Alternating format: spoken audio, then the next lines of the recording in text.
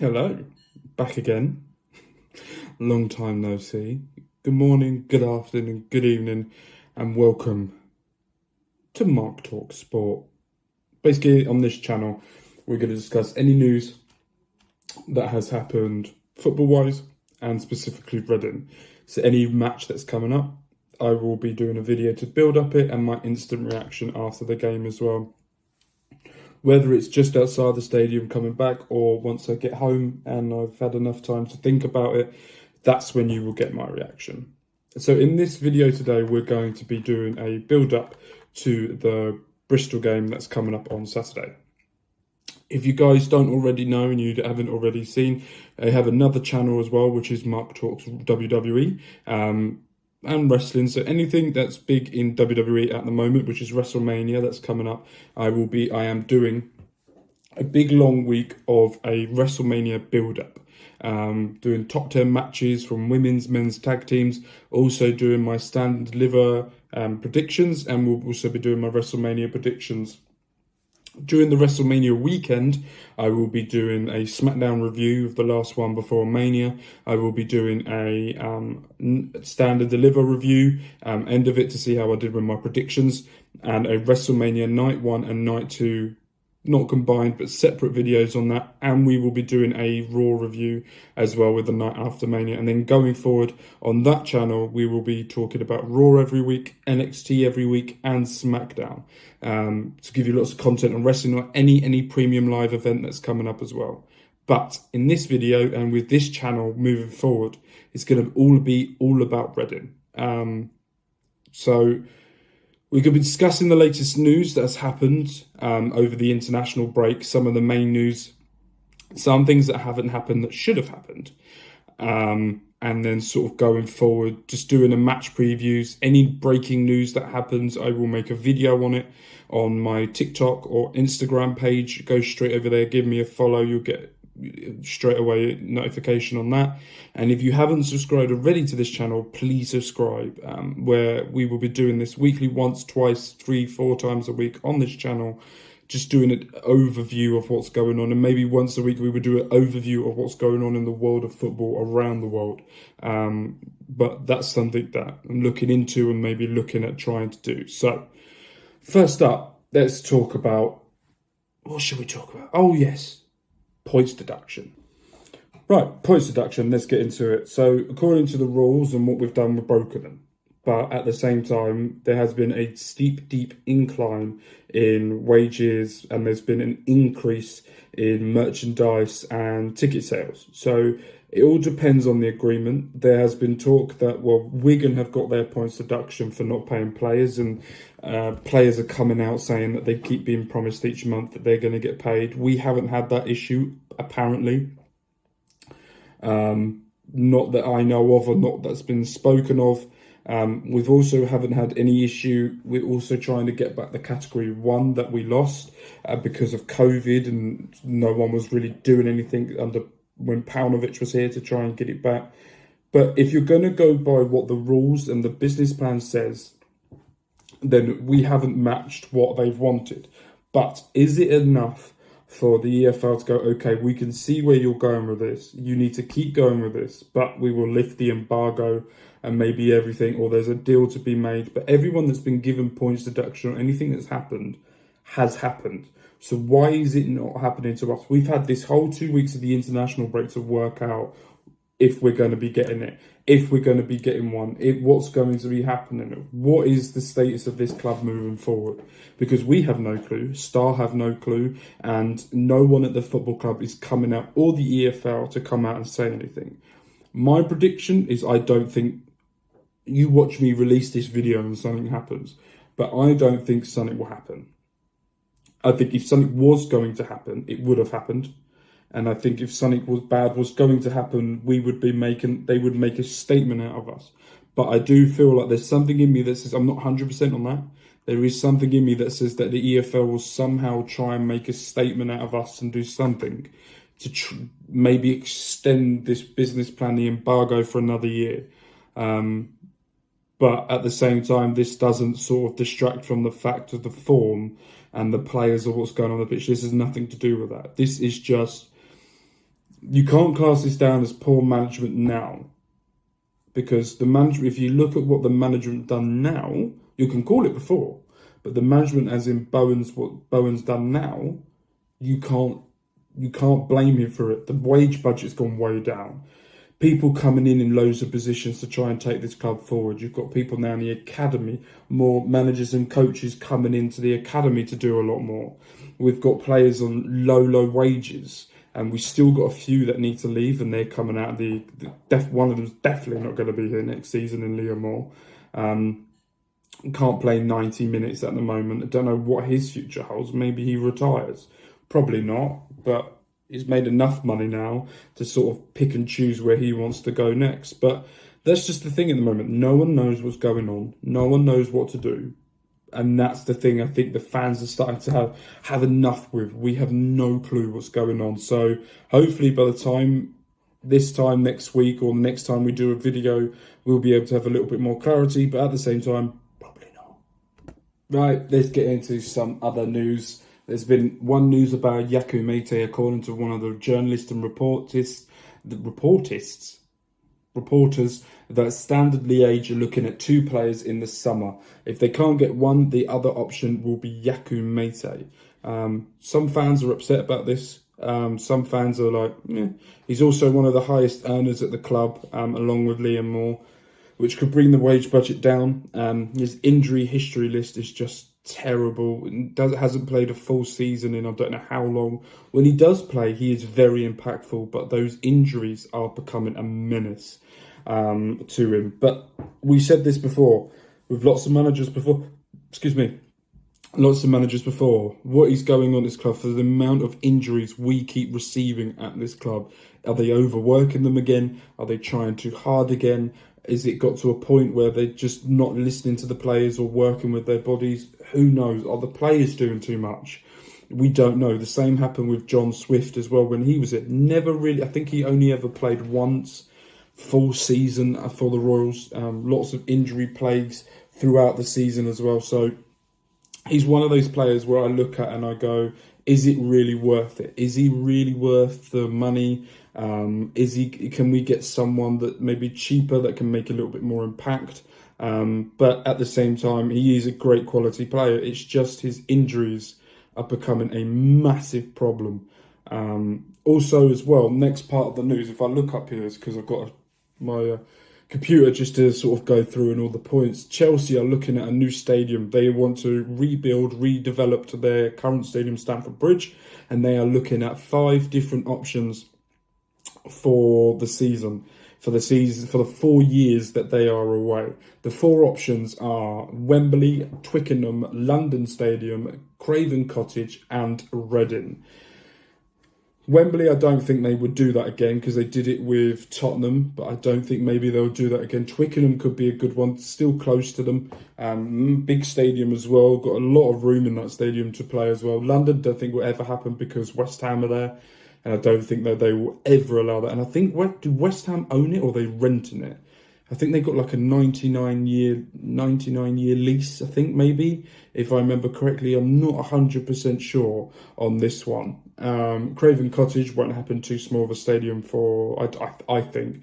Close, but too small for a club of Chelsea. And Reading, I don't think they would go with Reading. I don't think that'd be a conversation. If it is, it'd be interesting to see if we can charge them rent, how much money we can get out of them for it to use it. Big stadium, bit far away, but also a lot of the plastic fans that are Chelsea fans that live in Reading will have an easy chance to go and watch it. Maybe Reading will finally get a Champions League match in Reading.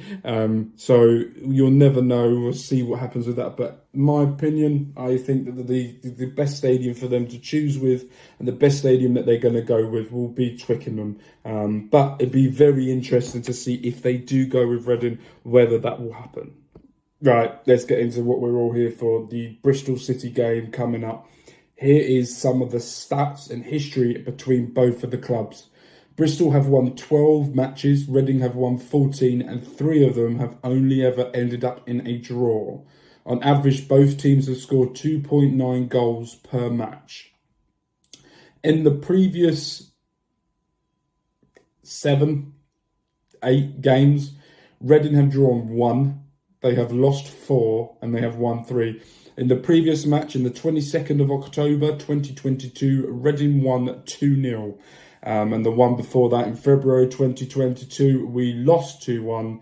17th of August 2021, we lost 3-2. So let's have a look at Bristol's current form and Reading's form, and then let's have a look at the form table before we get into the predictions. So since the 28th of February, let's go back to there where they've had Man City in the FA Cup, they lost 3-0. They then lost 2-0 to a 10-man Cardiff City, drew 0-0 against Huddersfield, beat Blackpool 2-0, lost 1-0 to Luton, and also recently lost 2-0 to Swansea. So in the form table at this precise moment, Bristol City are 15th in the form table, where Reading are 22nd. Bristol in their last 6, where is it? 6, they've won 2, drawn 1, lost 3. And they have a goal difference of -2, where Reading have played 6, won 1, drawn 1, lost 4, and the goal difference of -6.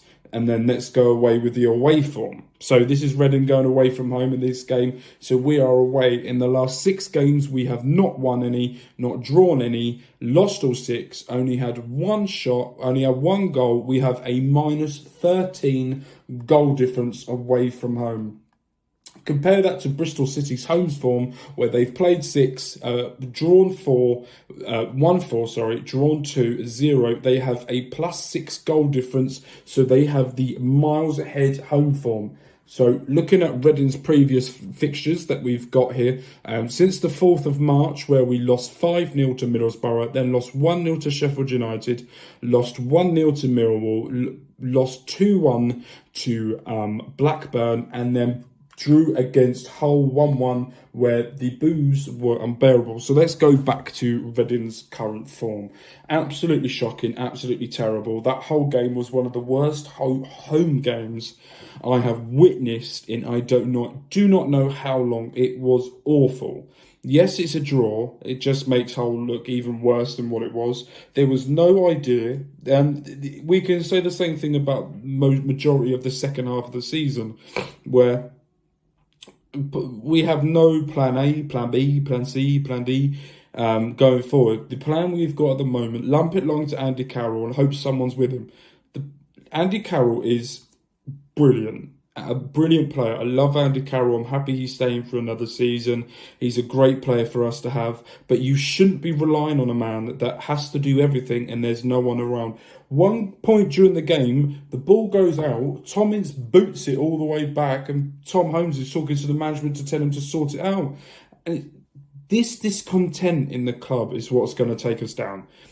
We may not go down, but this attitude from the players, according to someone that I've seen or people that I've spoke to, Paul and Tom Ince are away in Dubai during the international break.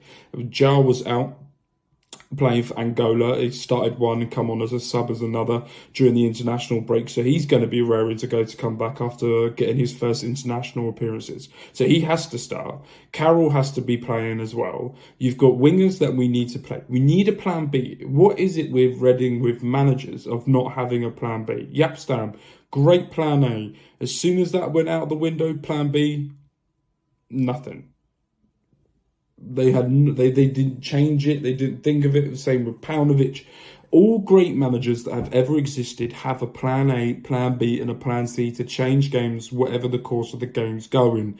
Look at Jurgen Klopp. He plays a 4-3-3, but there's sometimes where it's a 4-4-2 or playing 3 at the back. It's the same with Pep Guardiola. We'll have a system, but if it's not going well, play 3 at the back with some wingers going higher up, or no wing backs whatsoever, and playing a right wing back and Bernardo Silva as left back. You're playing 2 strikers, but he doesn't need to play 2 strikers because Haaland is the 2 strikers on his own.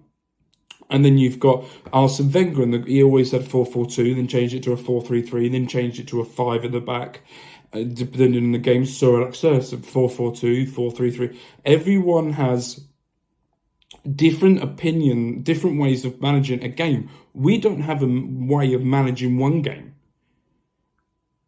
I'm going through the score predictions in a minute that I asked people on Twitter. Go and follow all of our pages down on the all of our social media pages down in the description down below, and you'll be able to join along as well. But no one has put us to win, or I haven't put my prediction up there yet. Like, what is the thing that I want to know is, what is the game plan? Is the game plan lump it to Carroll and hope someone there with him to get going forward? But the thing that I found against the whole game was we lumped it long, but then there was no one there. So why are you lumping it long? We need to find a way of combining Jaap Stam's style of play with Paul Ince's, with Paunovic. We need everyone different times. There's times in it, like the whole game would have been perfect for us to get the ball, pass it around, control it, find a space, get it going, open the play up, get the wingers in and get them around Carroll to get going, get a defensive midfielder to control and stop the play of passing it about and moving it about. We had none of that.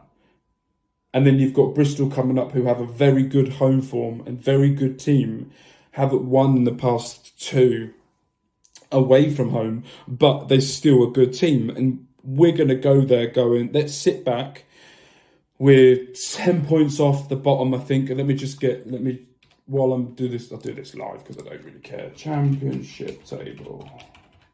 Let's have a look at this together. So we are currently at this precise moment on 45 points with the bottom 3 on 36. So we are nine points above the relegation zone. Let's take away 6 points, if that's what the indication is for the points deduction that we could be getting for the financial. That means we will be 3 points above them. And we have the hardest running of any of the teams moving forward. What's going to be the plan going forward from that then? What is the plan moving forward? So after this, we've got Birmingham. Going to be a tough game. Preston away, going to be tough because we're away from home. Burnley, near on impossible. Luton, very difficult. Coventry away, going to be difficult. Last home game of the season is against Wigan. They're not paying players, so that should be winnable. And then we've got Neil Warnock, who's going to be turning this team into an absolute madness in the final away game of the season. At this precise moment, I see us winning 2 maybe games, and then drawing maybe a couple. Yeah. I don't really know what else to say apart from that. But yeah.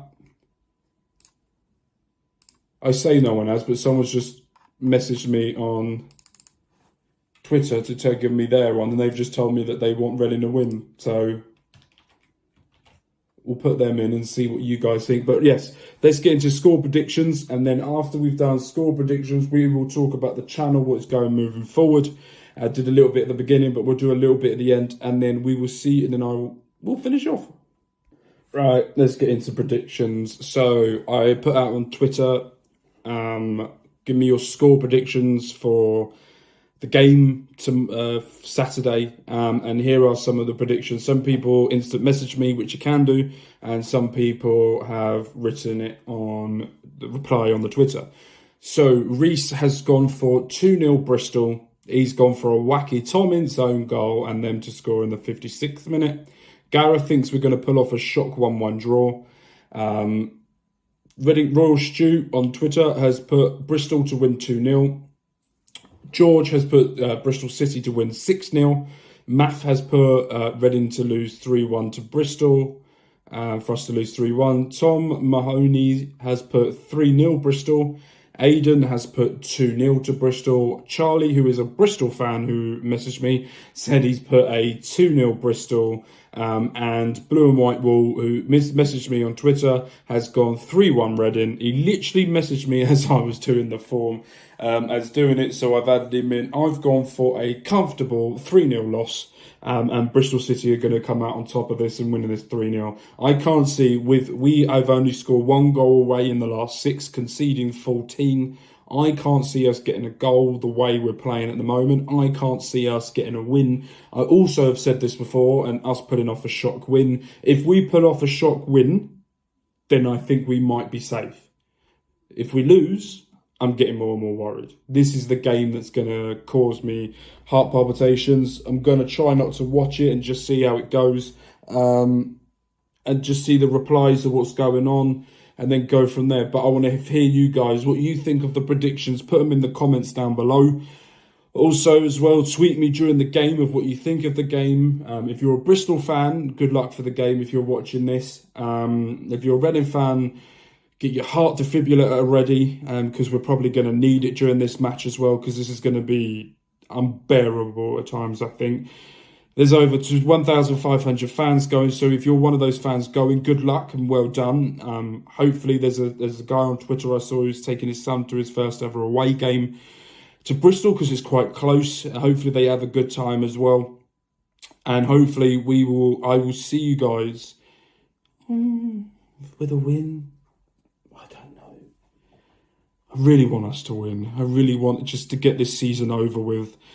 Just get it done. Make sure that 6 points just doesn't mean anything anymore. Make sure that whatever we do from now on we can get on and move on from this and just get forward. So yeah, tell me what you guys think. Tell me in the comments down below. Please don't forget, while you're here, to subscribe, like and share. If there's anyone in here that hasn't subscribed before, please do. If you already subscribed, please click that notification bell as well, where you will get instant notification for one of our videos go live. But thank you guys ever so much for coming back. Thank you guys. I know it's been away. I went through some mental health issues at the time, didn't want to do anything, lost all passion of doing anything. I spoke to a gentleman that does a wrestling podcast, wrestling chat. His name's Tom Collihew, and he turned around to me and said, if you want to do it, and I reached out to him and said, I want to get back into it. If you want to do it, let's do it properly. And he's been helping me, mentoring me a little bit to try and get back into doing this properly.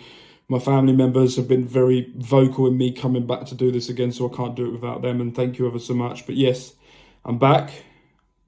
This will not be the last time I will do a video. I am back. Let's stir some shit up. Peace.